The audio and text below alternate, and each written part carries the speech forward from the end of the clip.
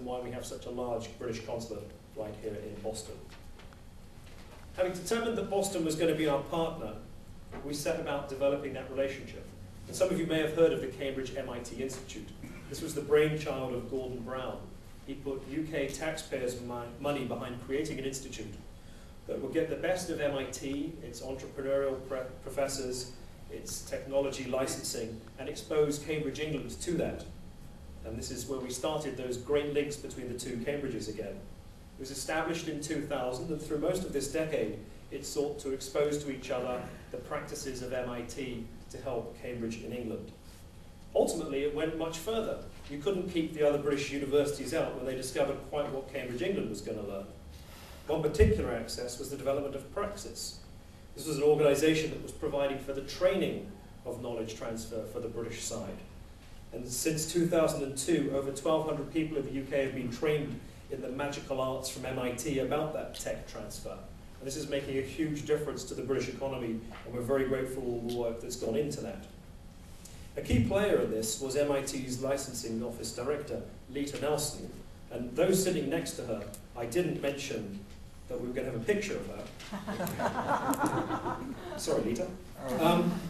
Because one of the few ways that we as humble British diplomats can recognise people who are making a huge contribution to the United Kingdom is to recommend them for honours. And we were delighted that my ambassador agreed that we could put forward a nomination for an honorary MBE to Lita. And Lita was down in Washington in June and duly received the honorary MBE from my smiling ambassador at his official residence down in Washington.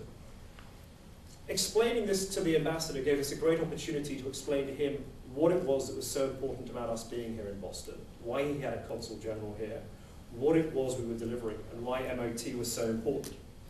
Lita has obviously worked on him as well, because when he flew up here in July to come and see President Hockfield, they didn't just talk about the fact that she was about to become my landlady, and I was, of course, going to pay the rent on time. They actually had a detailed discussion about MIT's contribution to this hub of innovation, and especially the areas where the UK and MIT can partner together.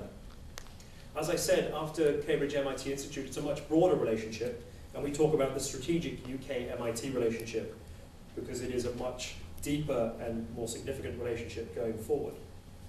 As I'd already mentioned, we're going to deepen that relationship with MIT by moving into their building, 1 Broadway.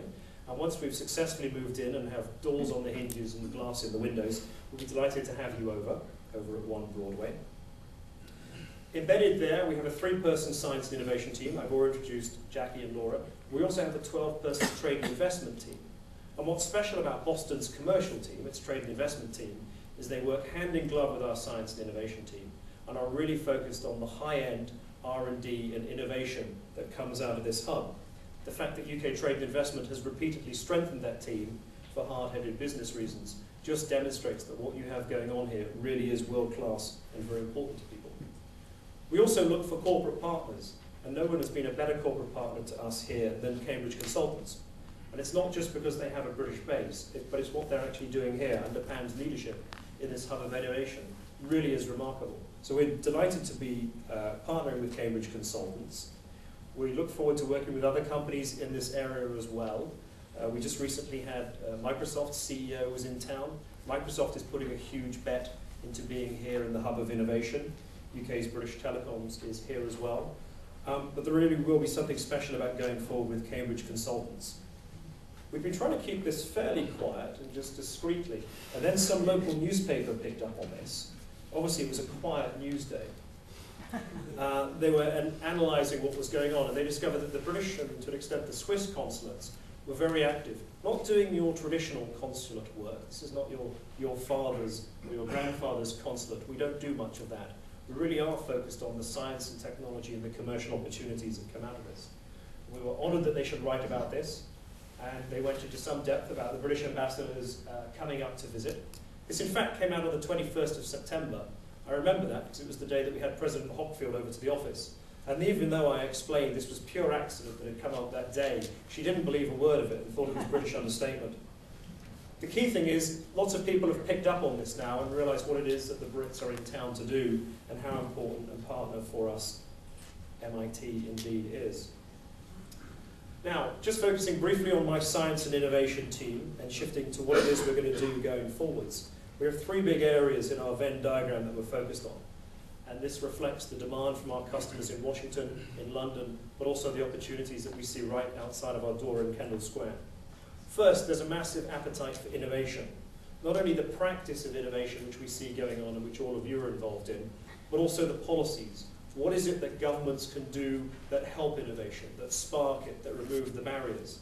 Because at the end of the day, governments do have some sort of role to play in facilitating that. We're honoured to have Lieutenant Governor Healy here today.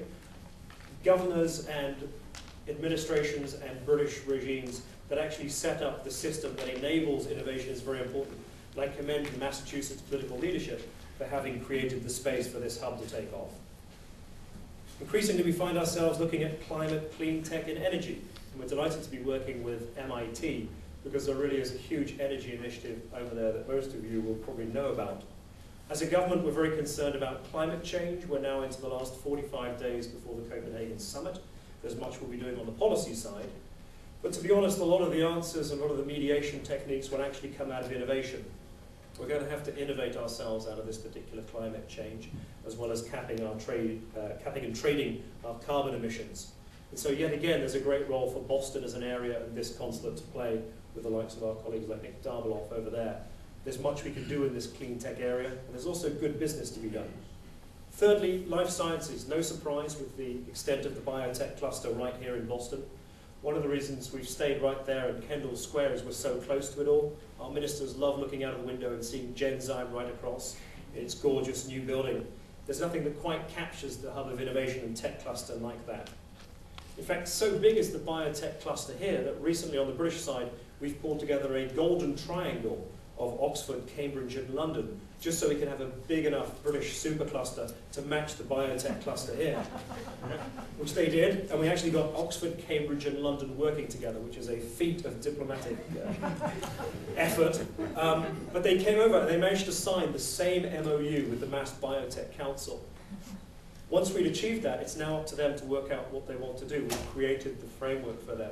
But already it was clear from our first receptions and events together that they're just buzzing with ideas as to what they're going to do with these two great superclusters of the greater Boston area and Oxford, Cambridge, London on the other side. So, as I start to wrap up now and turn to the future, I've told you a bit about what it is we as the Boston Consulate here in New England do. Now, New England isn't all of America, but we can use this hub of innovation that we have here in Greater Boston to tap into the great hinterland of the rest of America. Just like Britain is not all of that continent, and there is much that we can do out of Britain that draws on the rest of the hinterland of Europe and indeed the European Union and its monies there. Because we really are interested at the end of the day in these transatlantic bridges. We've linked these two great hubs of innovation, England and New England, but we see this as greater benefit to the two great economies that we see here.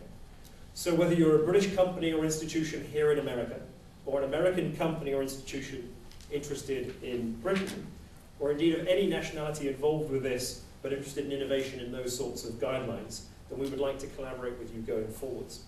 As I said, we're in the process of moving, so we can't have any events in our consulate at the moment. We're very sorry about. But very soon we shall be moved across the street to 1 Broadway. And when we've done that, and we're guaranteed that all the computers and lights and air conditioning work, we'll start throwing open our doors to celebrate all that. If you want to contact us in the meantime, there are ways to reach us on the web and by email.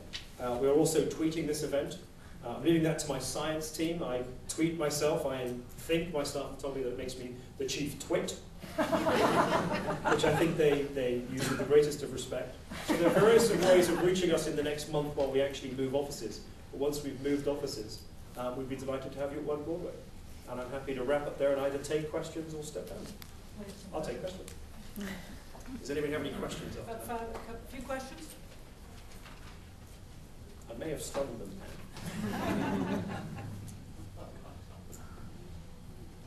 No questions.